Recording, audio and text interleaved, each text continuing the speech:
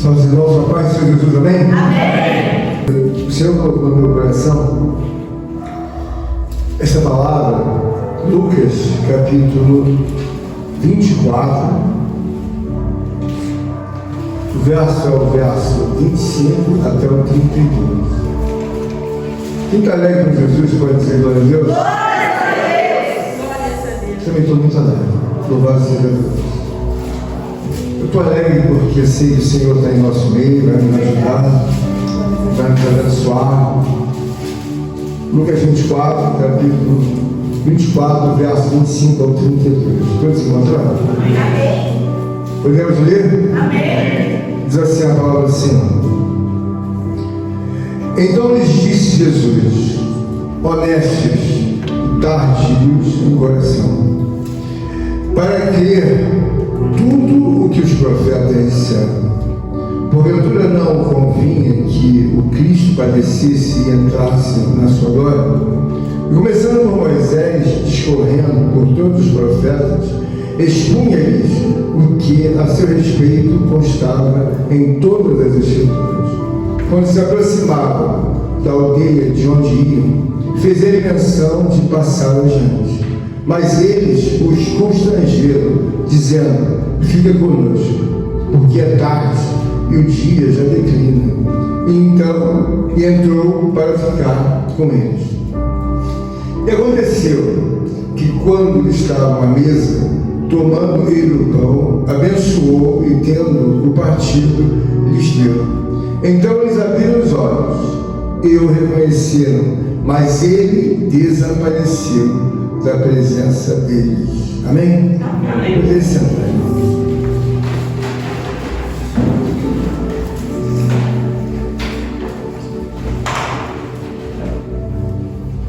O Espírito Santo de Deus, irmãos, ele está em nosso meio. Aleluia. Para nos ajudar a compreender todas as conexões bíblicas, visto que elas são uma linha tênue. Em determinados momentos nós damos uma importância maior, mas é muito comum nós não darmos a devida importância na obra de Deus, pela própria Escritura, que é imprescindível. Então nós damos um sequencial conveniente.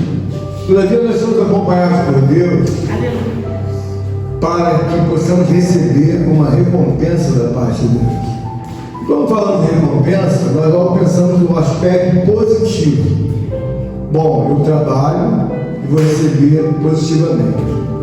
Mas só que tem, irmãos, que a palavra de Deus, ela é uma palavra soberana, divina. Então, em muitas ocasiões, ou em várias ocasiões, nós não recebemos uma recompensa positiva. E por que eu falo isso? Porque você observa que tudo que se trata de Deus é uma obra santíssima, é uma obra em que o próprio Deus nos dá graça para nos proteger, para nos abençoar, para nos auxiliar. Mas há uma situação assim entre nós, de uma forma em que nós usamos muito a conveniência humana.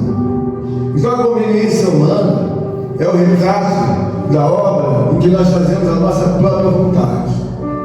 Só que tem que, quando nós olhamos para a história, nós vemos algumas coisas absurdas, exatamente pela questão da malignidade que deseja prevalecer. Por exemplo, nos últimos dias nós olhamos para a história de Israel. Todo país que entra em guerra, o país oponente está reivindicando alguma coisa. Ou um pedaço de terra, ou um direito, ou um valor, alguma coisa que tenha, na verdade, que ser repatriada, ou então renegociada, reivindicada. Mas não faz sentido nenhum você olhar uma história, irmão meu, em que um país, ou uma nação, um povo, vai reivindicar que você não mais exista. Não faz sentido isso. Porque é uma guerra, alguém busca, irmã Flávia, trazer aquilo que lhe interessa. E qual é o interesse hoje da malignidade maior? Que Israel não exista. O que eu quero mostrar para os irmãos, como foi cantado o hino, Soldados somos de Jesus, é que em muitas ocasiões dentro da própria igreja nós somos muito românticos. Nós não temos assim uma noção da realidade de tudo que está ao nosso lado e que há necessidade de nós sermos mais combatentes. Porque quanto mais nós formos combatentes, nós podemos até mesmo nem vencer, não vem? Mas nós vamos igualar, empatar. E empatar, você tem uma chance de ser vitorioso. Porque eu estou com um nível lá embaixo, mas eu posso subir o nível. Mas ainda assim eu subo o nível, não é o suficiente para que eu vença. Meu Deus! Mas que eu empate. E depois que eu empatar, eu posso então vencer. Espiritualmente, quando nós olhamos para a palavra de Deus, nós devemos observar que os detalhes, eles fazem uma diferença muito grande quando você e eu observamos. Porque a saúde espiritual da igreja, aleluia, é a saúde espiritual de cada irmão ou de cada irmão. Nós temos que ter um olhar espiritual para que nós possamos entender assim, quando Deus nos dá uma palavra como essa, os discípulos estão no caminho de Emaús. Emaús é uma cidade, uma aldeia que fica distante de Jerusalém, aos 12 quilômetros. Então eles estão em Emaús, não estão no centro de Jerusalém. E nós vemos então que a aparição de Jesus, ou seja, a sua ressurreição, se deu de uma forma real. Aleluia! Mas quando nós olhamos assim para Deus e vemos que existe uma realidade dentro de cada um de nós, há uma realidade dentro do irmão Albino. Ele caminha com a realidade dele. E nós sabemos que cada um temos nós uma realidade, mas a realidade dele, ela pode estar muito avultada. Mas se ela tiver devidamente guardada em Deus a realidade, o irmão Albino está bem na guerra, porque está confiando em Deus. Mas o confiar, ele não está ligado a uma palavra do irmão Albino. O confiar está ligado nas atitudes ofensivas e defensivas dele. Porque às vezes nós temos muitas atitudes defensivas. Bom, vou ficar calado, eu vou ficar dessa forma, e não vou fazer isso, não vou fazer aquilo. Bom, na guerra, a gente não tem atitudes só defensivas. Na guerra você tem que ter atitude ofensiva. Espiritualmente, quando você lê uma palavra como essa, você vê que o que vai ocorrer é a ressurreição. Mas o que me chamou a atenção nessa palavra é que eles vêm discursando o caminho de Emaús. Os discípulos ali estão falando, e dentro de um contexto, nós olhamos e vemos o que? Eles recebendo, não tinham passado 72 horas, Jesus morreu, 72 horas. Esse assunto deve ter dado, com certeza, no domingo. Então, passadas 72 horas, já não eram mais os discípulos que deveriam ser, considerando a convicção de toda a obra que Jesus fez. Depois de 72 horas, já tinha entrado a dúvida. O que eu quero dizer, meus irmãos? Irmãos, nós estamos na casa de Deus, mas nós não podemos seguir a Deus na nossa conveniência. O grande problema é que às vezes Deus não fala conosco de uma maneira bem clara, em que nós devemos entender, porque Deus é uma pessoa muito gentil. Deus é uma pessoa que fala conosco de uma forma por repetição. Você vê que um assunto ele repete, por inúmeras obras de necessidade e paciência. Por exemplo, agora nós ouvimos o louvor. Soldados somos de Jesus. O que ele está querendo dizer? Olha, o âmbito espiritual religioso é um âmbito de guerra. Soldados somos de Jesus. Um soldado ele tem que ir para a guerra. E na guerra ele tem atitudes ofensivas, que ele avança, e atitudes defensivas. Ele não é uma pessoa que está perdido. Ele sabe que precisa levar o resultado da guerra. Espiritualmente, nós vemos que o mal vencendo, ou seja, nós não vencemos o mal. Como? Avançando sobre ele. Você não vai vencer o mal parado ou parada no seu modus operandi estabelecido. Você não vai vencer o mal assim. E diante da palavra de Deus, eu comecei a ver, sabe, pelo Espírito, a importância em que às vezes nós ficamos cegos e não conseguimos ver. Quando eu olho para uma pessoa, o Espírito Santo de Deus, ele me trouxe uma revelação muito clara. As pessoas são indomáveis. Homens e mulheres são pessoas indomáveis. O fato de você estar educado não quer dizer que você esteja domável. Por quê? Há uma multidão de coisas na sua mente, no seu coração, no meu coração, que elas estão indomáveis. Ou seja, é um indomável silencioso, mas é perigoso. E por que isso é importante você refletir? Porque quando você vê esse momento em que os discípulos estão no caminho de Emaús, a ressurreição está se dando exatamente naquele momento. Meu Deus. Mas eles não estão com o coração tão predisposto a crer que Jesus vai ressuscitar. E o que mais me chamou a atenção é que Jesus chama eles de uma forma muito clara. Ele chama eles de nécios, honestos e tardios de coração, para crer tudo o que os profetas disseram. Irmãos, tinha apenas 72 horas. Eles já não estavam mais crendo se ele ia ou não ressuscitar, porque algumas mulheres foram lá, mas não viram. Outros falaram, mas ainda não viram. Então, veja bem, eles estavam incrédulos com relação à ressurreição de Jesus. E o fato é o quê? Que ele disse que ia ressuscitar, irmão Flávio, depois de 3 dias. Bom, peraí. O mestre, o varão poderoso, obras, faleceu. Veio a obra. E agora? Tem 3 dias e não quer. Agora a gente não acredita muito se ele vai ressuscitar ou não. Mas ele não disse que queria, não, ele disse, mas eu não acredito. E aí Jesus entra de uma forma bem direta, chamando ele de Nécio. O Nécio, irmão, é alguém que é estúpido, é alguém que é ignorante, é alguém que, na verdade, não tem discernimento e conhecimento. Ele é Nécio, ou seja, ele não tem um conhecimento que possa construir uma linha. Ora, 72 horas após, é um tempo muito curto. A resposta de Jesus foi uma indignação. E se isso não fosse necessário, Jesus não iria nem responder. E a Bíblia diz então que nesse momento Jesus começa a pregar para eles de um assunto que eles já tinham ouvido inúmeras vezes. Na casa de Deus, o que fica claro para todos nós, é nós olharmos que em determinado momento você tem a impressão que você está andando para frente. Mas você está andando para trás. Você não está andando para frente.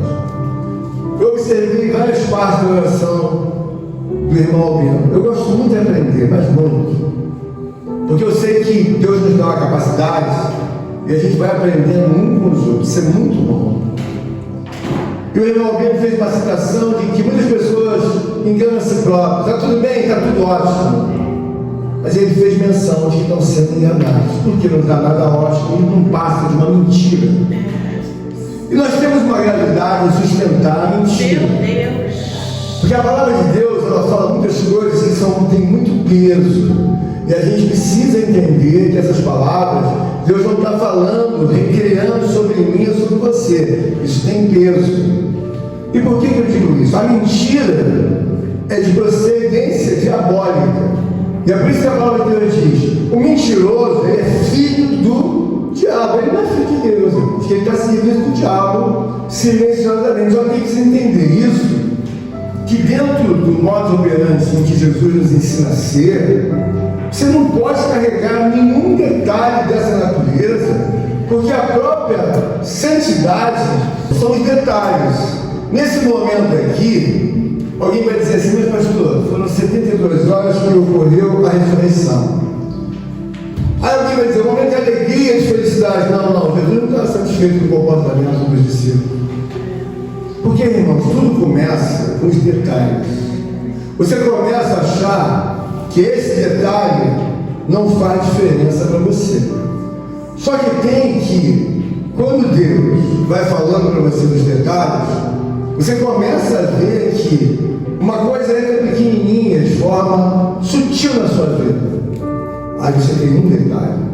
Daqui a pouco você tem 2, 3. Daqui a pouco Deus olha, você é acumulador de detalhes. Você não tem 1 nem 2 detalhes. Você acumula detalhes, mais detalhes, mais detalhes. Só que você não tem 1 nem 2, você é um acumulador. E quando nós, então, olhamos para a palavra de Deus, nós vemos que Jesus já sentiu que a natureza indomável já dava sinais de fadiga. Depois de 3 dias de que eles ficaram distantes de Deus, 3 dias só, já foi suficiente para dizer: bom, ele até agora não ressuscitou, irmão Flávio, mas peraí, ele disse que ia ressuscitar. E quando você confia, irmãos, o que acontece? A sua vida avança. Porque por mim, irmãos, muitas das coisas que Deus coloca no meu coração, na minha mente, elas me fazem muito avançar diante do Evangelho. Porque eu entendo claramente que quando eu abro a porta para um detalhe, vem outro.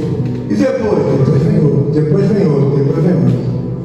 E vai ficar muito mais difícil você, no emaranhado, você sair. Mas quando você vê o próprio repúdio de Jesus, o que ele faz? Eles estão aqui discursando e eles ainda não reconheceram que é Jesus que eles falam no meio do caminho, voltando lá para a aldeia de Emaús. Eles não sabem que é Jesus. Eles pensam que é um homem que não tinha conhecimento algum do que tinha ocorrido, da morte de Jesus. Você não sabe o que aconteceu. E Jesus te dá uma de bobo, falando que, na verdade, não, eu não sei. Não sabia. E depois, lá no meio da conversa, Jesus então chama a atenção deles, mas eles ainda não atentaram que a pessoa de Jesus é que está chamando eles. Então fala: honestos, tardios de coração, para que tudo o que os profetas disseram. Aí diz: porventura não convinha que o Cristo padecesse e entrasse na sua glória? Começando por Moisés, discursando todos os profetas, expunha-lhes o que a respeito constava em todas as escrituras. Veja bem, Jesus está expondo a escritura, está dizendo que convinha que ele morresse, que ele ressuscitasse no 3º dia. Jesus está fazendo uma pregação para eles. Aí você vai dizer: irmão, mas esse assunto ele já ouviu várias vezes? Deus. Mas no dia da ressurreição, Jesus está pregando para eles, porque nesse ponto eles estão faltosos, eles estão sem nenhum entendimento. O que Jesus, na verdade, viu de importância para poder ensinar a escritura? Irmãos, nós devemos entender que quando você vê o valor de um detalhe em cada parágrafo, você vai ficando enriquecido espiritualmente. É muito fácil você entender por que Jesus colocou uma importância de dizer para eles: olha, eu vou pregar, mas eles não estavam ainda sabendo que era Jesus, era um terceiro homem que eles haviam encontrado no caminho. Espiritualmente, irmão, nós devemos entender da parte de Deus que é muito fácil você ou eu andarmos para trás. Só que tem que, na sua imaginação humana, intelectual, você pensa que você está andando para frente, mas você não está andando para frente, você está andando para trás. O que Deus quer que nós entendamos é que andar para trás, você pode estar até com a saúde, pode estar com a sua conta bancária normal, você pode estar empregado, mas você está andando para trás. Mas como assim, pastor? Irmãos, esse é o momento que entrou uma incredulidade. Essa incredulidade da ressurreição adoeceu muito a Jesus. Porque dentro de uma originalidade espiritual, você vai dizer o que você é. Porque pode ser que você seja um vaso de prata, mas pode ser que você seja um vaso em que não tenha esse valor tão grande para Deus. Então você se revela naquilo que você é. Por quê? Porque quando Jesus para nesse momento da ressurreição, alguém vai dizer: mas não era melhor ele ir lá e logo se entregar, dizer aos irmãos todos que ele ressuscitou, que foi uma glória, foi uma bênção? Não. Jesus é uma pessoa, irmãos, que em nenhum momento da palavra ele anda para trás. Aleluia. Tudo de Jesus tem que ser resolvido. Primeiro a gente resolve, depois a gente anda. E nós temos que observar que muitas das coisas que nós fazemos biblicamente, elas estão encavaladas. O que é encravalado? Eu passo por esse, não tem problema. Esse não tem, esse não tem, esse não tem. E aí, Senhor, ouve a minha oração. Você está encavalando um monte de coisas. E aí, se Deus, na verdade, for trazer dentro de uma necessidade aqui, o que ele está falando? Ele está dizendo, começando por Moisés, discorrendo todos os profetas. Ele foi lá na Bíblia no início para falar da questão da ressurreição. E nós aqui, o que nós aprendemos? Que se fosse desprezível, se fosse algo que não precisasse, os discípulos não iam ouvir um discurso como esse, desde a hora de Moisés até os dias da ressurreição. E o que nós aprendemos, irmãos? Nós vemos que 3 dias foram suficientes para que a incredulidade dos discípulos se manifestasse. E os discípulos são a igreja. E a igreja, ela tem uma representação seríssima diante de Deus, porque a igreja somos nós. Então nós vemos o quê? Que cada pessoa, na sua responsabilidade, ela tem que trazer para dentro de si que os resultados, eles não são trazidos sobre aquilo que convém a você ou convém a mim. Eu não costumo reclamar, mas nos últimos dias tem sido difíceis para mim. E eu vi o irmão Albino orando, e parece que quando nós falamos que está tudo bem, a impressão que a gente tem é que não está tudo bem. Mas uma realidade maior é que eu poderia dizer para você, os últimos dias têm sido fáceis para você, pastor? Não tem sido fáceis. Mas também não tem sido algo em que eu vou dizer para você que Deus está sendo injusto. Não, mas não tem sido fáceis. Eu peguei um sequencial disso, daquilo, depois peguei uma cirurgia dentária, eu peguei um monte de coisa, mas eu estou aí. Aleluia! Mas se é você, está fácil? Não está fácil. Mas o que eu faço, considerando a experiência de Cristo? Todas as coisas que nós temos que resolver, irmãos, nós temos que entender que eu vou ser pesado em todo o tempo. Então, se eu ando para trás e eu não faço, sabe, o resolver, é claro que Jesus está dizendo para eles: vocês são estúpidos, vocês são nécios. Mas espera aí, vocês são ignorantes, vocês são o quê? Tardios, preguiçosos? Porque dentro de uma conotação de todo o discurso dos últimos momentos de Jesus, eles ouviram isso de Jesus. Às vezes, irmão, tem coisas que a gente ouve na igreja, a gente acha muito duro, mas é o que a pessoa é. Você ou eu, ou todos nós devemos fazer o nosso fórum íntimo e ver qual é o grau de relacionamento que eu tenho com a igreja de Cristo. Qual é o grau de relacionamento que eu tenho com a minha própria família, comigo mesmo, com meus irmãos. Você tem que entender que tem sempre um momento que você tem que passar o prumo. Você tem que passar banho na questão. Não, você deixar isso de forma que seja bíblica. Aleluia! Glórias a Deus! Porque, irmão, se você não fizer isso, você está andando para trás. Tem uma série de recomendações. Aí eu entro aqui, eu estou ouvindo pelo outro. Aí você fala: Senhor, até quando essa prova? Sempre! Meu Deus! Sempre! Por quê? Eu estou andando para trás. Eu não quero, na verdade, fazer a devida correção. Jesus parou tudo. Eu vou abrir a palavra para ele, vou pregar tudo sobre a minha ressurreição. Aleluia! Está na escritura, não está? Bom, se isso fosse relevante, irrelevante, Jesus não teria feito esse discurso. E nós, quando estamos aqui, nós precisamos observar o seguinte: que Jesus tem um momento em que ele tem um impulso para ir embora. Jesus está dizendo assim: chegou, vou passar por eles e vou embora. Meu Deus! Aí olha o que está dizendo aqui na palavra. Quando se aproximaram da aldeia para onde iam, fez ele menção de passar adiante. Jesus fez menção de passar adiante. Tipo aqui, eu estou conversando com você e vou embora. Mas eles pediram, tipo assim: não, fica com a gente aqui. Eles achavam que era um terceiro. Esse impulso é o momento de Jesus, tipo assim: eu já estou cansado disso. Meu Deus! Estou cansado. Por quê? Não faz sentido 3 dias eu ter morrido e eles já se lançaram na incredulidade. Na nossa vida, irmãos, nós devemos olhar que existem muitas coisas que mostram que o homem é indomável. Eu vi esses dias agora um julgamento nos Estados Unidos em que um casal era um pastor, a esposa e 2 filhos. Veio um terceiro filho e matou todos. Matou o pastor, matou a mãe, matou os filhos. Só ficou o filho maior, por uma questão absurda lá, conveniência de classe média no meio dos Estados Unidos lá. Então o que eu vejo, irmãos? Eu vejo que o ser humano, ele é indomável mesmo. O Espírito Santo de Deus, o onipotente Espírito Santo de Deus, me deu uma visão, tem acho que 2 dias. E aí eu estava dirigindo um ônibus gigante, e o ônibus era indomável, mas indomável ao extremo. Aquilo não era um ônibus, eu falei, eu acho que eu vou morrer com isso. Mas eu confiei até o fim daquela estrada.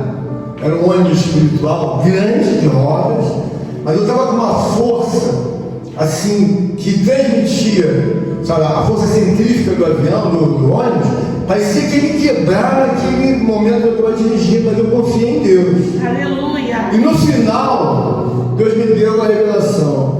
O ser humano é mais do que isso. Meu Deus. É de uma maldade em que ele é silencioso, ele é de contínuo, indomável. Só que quando nós temos a graça de Deus e entender, por exemplo, eu estou no céu, um exemplo que eu já alcancei a salvação. Proibido virar à esquerda. Tem uma placa ali. Se eu já tenho a nova natureza, nem vou virar. Vou seguir do lado que tem. Aleluia. Porque eu estou no céu, eu já sei que o poder de Deus me transformou, então eu tenho que obedecer. Aleluia. Espiritualmente, irmãos, quando você não tem essa convicção, eu vi aquele ônibus, espiritualmente, eu acordei assustado. Eu fui uma coisa impactante, porque se Deus não tivesse me ajudado a acelerar aquele ônibus, parecia que ia demorar uma eternidade aquilo, eu ia morrer com aquele ônibus. Mas era um negócio que puxava para um lado, para o outro, mas era indomável mesmo. O ser humano não tem condições de governar o ônibus daqui. Assim é a nossa vida espiritual. Por quê? Porque às vezes você está pensando que você está bem governar, irmão. Não, você está silenciosa ou silencioso. Está comportado ao seu ver. Mas você não está com um comportamento bíblico. Aleluia. Você deve entender isso. Todas as suas razões que sobram neurônios, são bilhões de neurônios, olha, sobram neurônios para que esses discípulos que representassem a igreja nem pensassem que a ressurreição ela iria falhar. Você não pode pensar, Deus não dá nem sequência, mas por quê? Eles estavam ao lado do Filho de Deus e deram espaço para isso. Na nossa vida, nós temos que entender que a incredulidade aborrece muito a Deus. É por isso que nós temos que olhar uma palavra como essa, nós temos que ver, mas peraí, irmão, presbítero Douglas, quer dizer que aconteceu isso? Não está acontecendo aqui. E eles ficaram, na verdade, sem abrir os olhos espirituais. Jesus não permitiu, tipo assim, nem conversa comigo de uma forma intelectual. E a Bíblia está dizendo assim, e aconteceu, no verso 30, que quando estavam à mesa, tomando ele o pão, abençoou e tendo partido lhes deu. Então se lhes abriram os olhos e o reconheceram, mas ele desapareceu da presença dele. Meu Deus. O que você observa aqui, irmão? Meu Deus. Jesus fez a parte dele, mas ele não deu abertura para que eles fizessem, oba! Ressuscitou! Não falou nada disso. Ele fez a parte dele, orou, abençoou o pão, deu a cada um e fez, ó. Meu Deus. Não tem prazer de conversar. A coisa pior que tem, irmãos, é quando você insiste num comportamento que não é bíblico. Tudo é difícil, irmãos. Tem dia que eu não aguento orar. Mas eu falo no meu coração, não, eu não tenho que escolher se eu quero ou não. Tem que orar. E por que nós oramos, irmão? Aleluia. Porque nós oramos porque existem inúmeras razões em que nós estamos na imperfeição, nós estamos aqui acumulando, sabe, passos para trás. Eu não gosto de acumular passos para trás. Eu às vezes não tenho força de resolver algumas coisas, estou para resolver, aquelas coisas ficam, sabe, como um formigamento na minha mente. Eu tenho que resolver, Senhor. Eu tenho que resolver.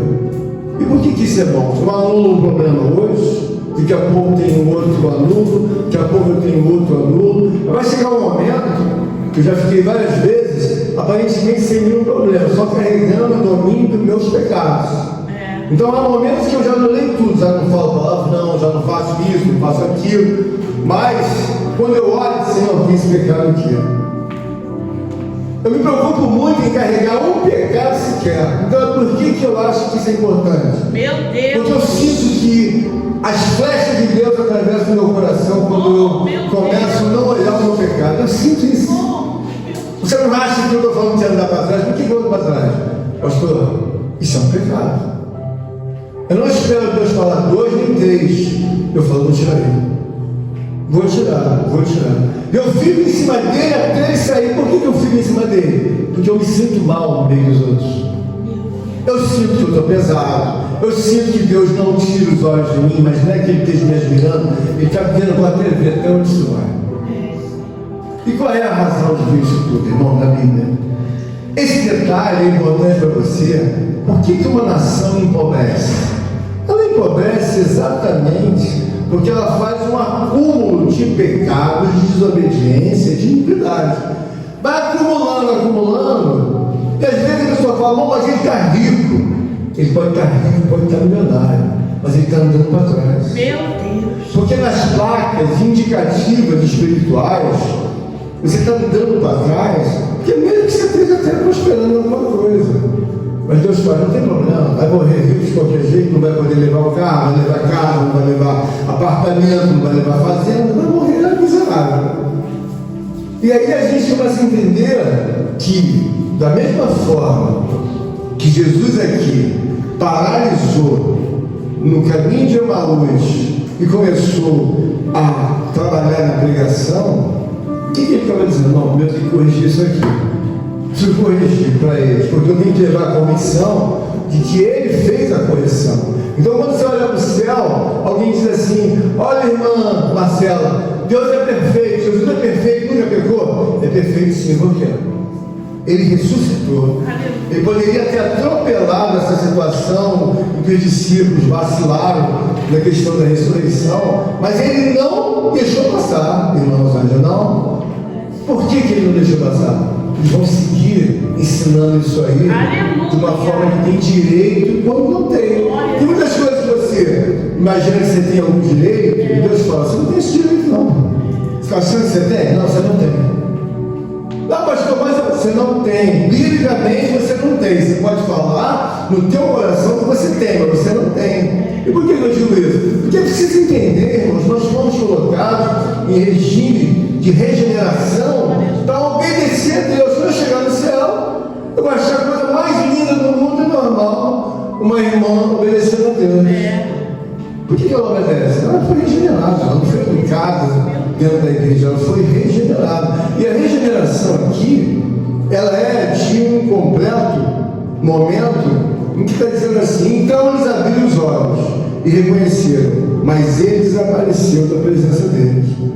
Eu fico pensando o seguinte, irmãos, eu tenho umas experiências com alguns laboratórios que não são daqui, laboratórios do Rio. Eu acompanho esses laboratórios, são pessoas há mais de 20 anos. Eles me dão muita direção espiritual. Eu comecei a ver que a insistência em não obedecer, ela vai fazendo com que a própria mente humana ela não funcione.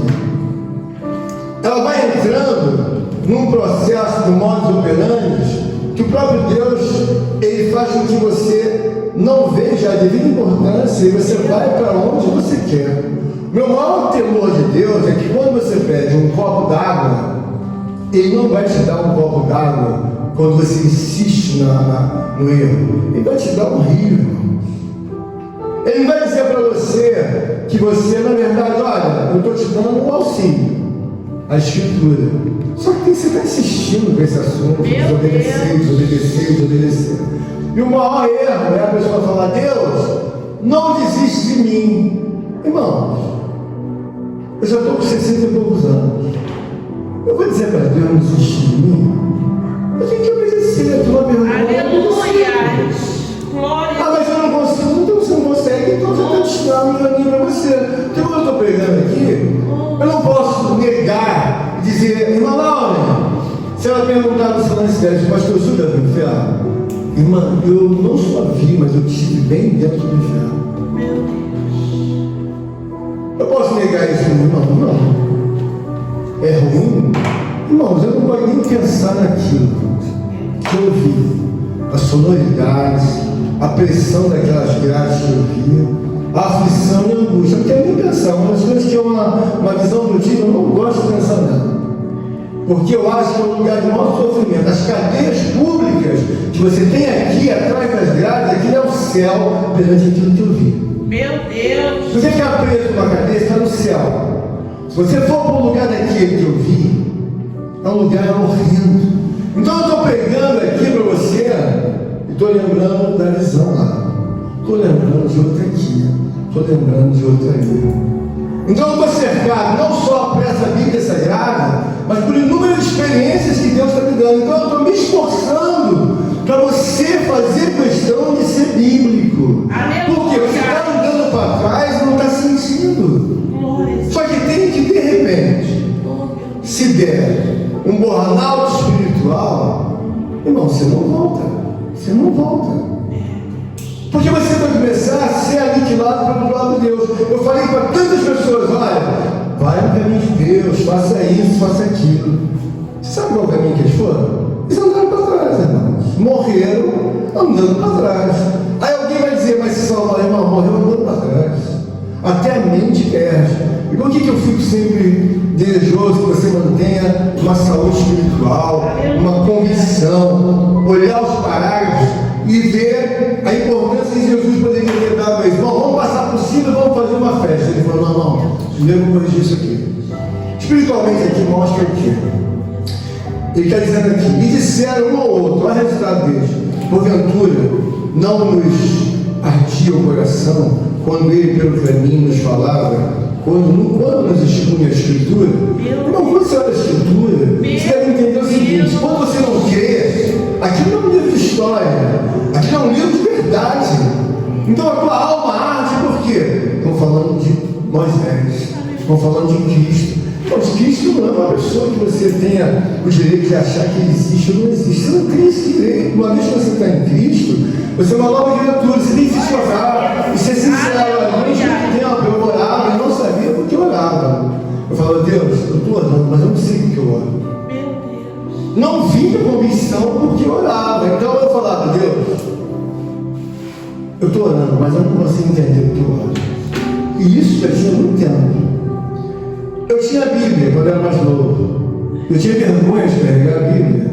Se carregar a Bíblia do teu carro para cá, você carrega. Quero ver você andar no ônibus para cima e para baixo com a Bíblia.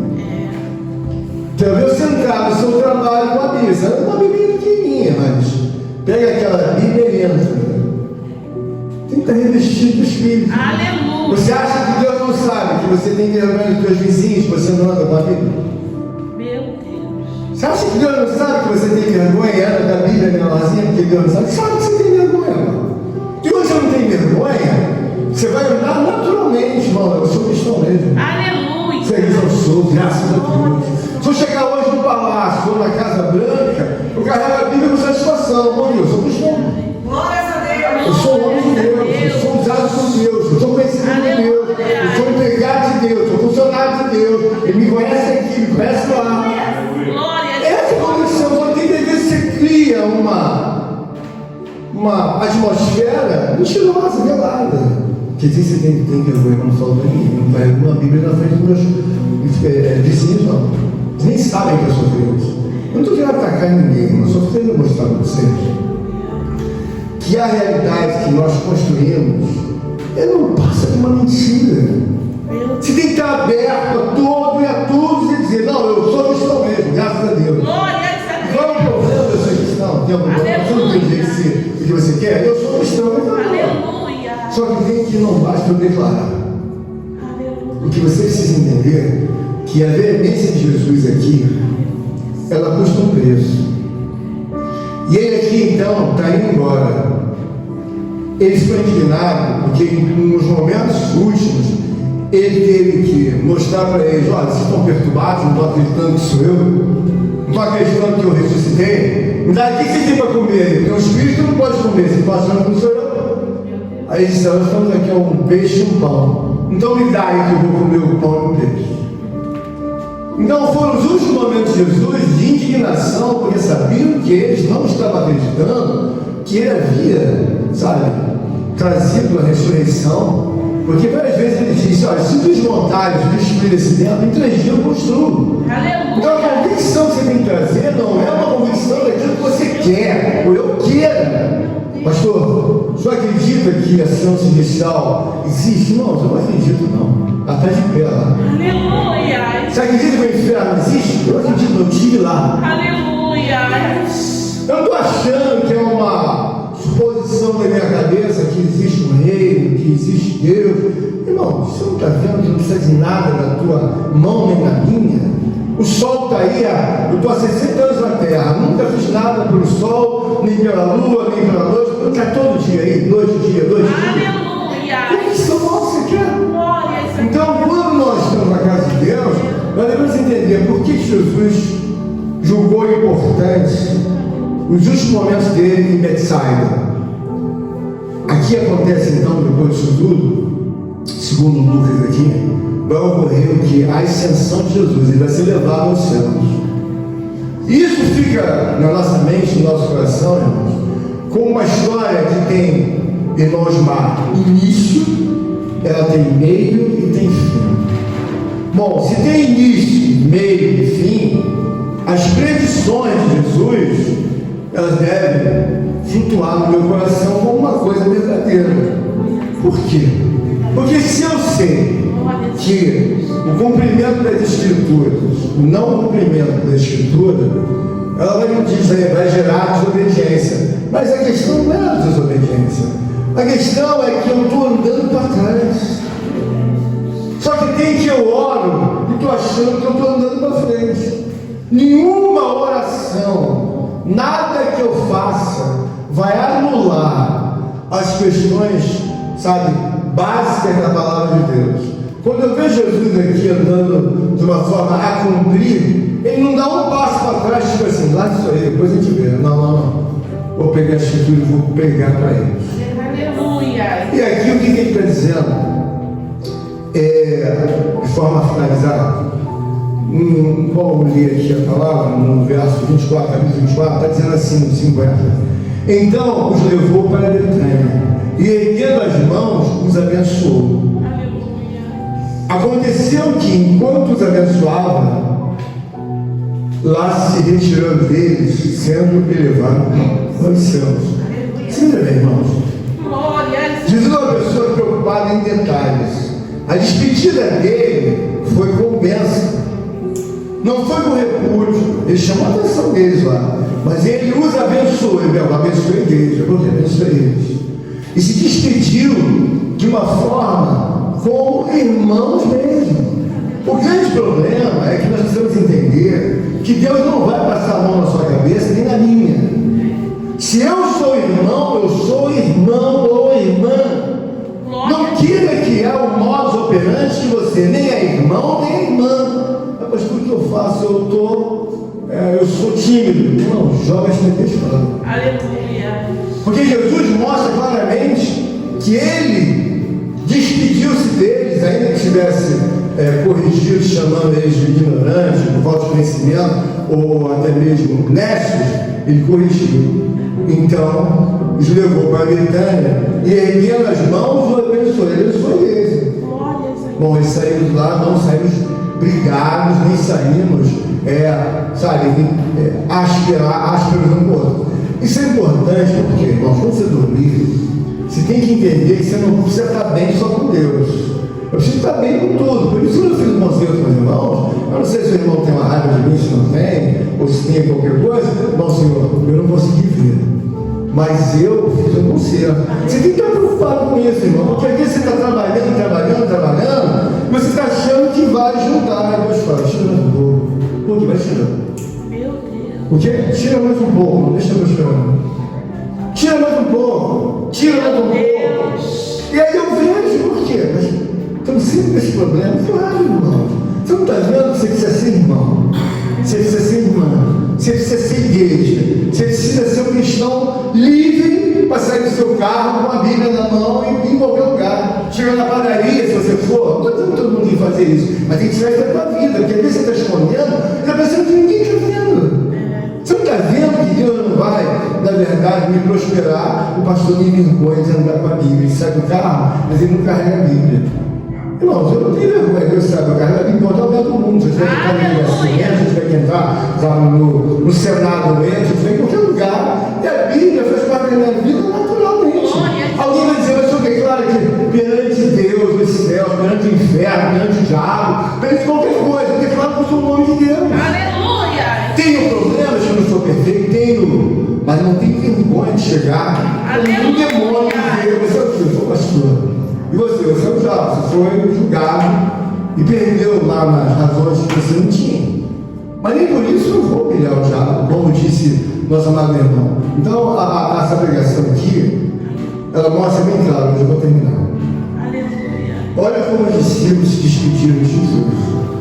No verso 52 diz assim: então eles, adorando-o, voltaram para Jerusalém, tomados de grande júbilo, e estavam sempre no templo, louvando a Deus. Aleluia! Eles foram tomados de grande júbilo, irmão. Quando você vê que o próprio Deus se materializa, uma das coisas que eu acho muito fundamentais para a gente, que nós vamos ser igreja, é que você precisa entender Deus como Ele é. Você não pode criar um Deus em que você acha que Ele não vai falar com você, não, Ele vai falar com você. Se esforça para você ser o que Ele quer. Porque se eu, irmãos, fosse fazer o que eu quisesse, eu fosse querer ser uma pessoa da minha natureza, irmãos, eu não seria nunca pastor. Eu não acho, nunca seria um pastor. Porque a minha natureza, ela é indomável, ela quer fazer coisas desenfreadas. Ela quer me colocar o quê? Você não vai ser pastor, por quê? Eu não vou deixar você orar, você não vai ter força de ler a Bíblia, você não vai ter força de obedecer, você não vai gostar de Deus, você vai ter vergonha dos outros, você vai ter uma série de problemas. Eu tenho adversários? Eu tenho, irmão, mas eu louvo a Deus.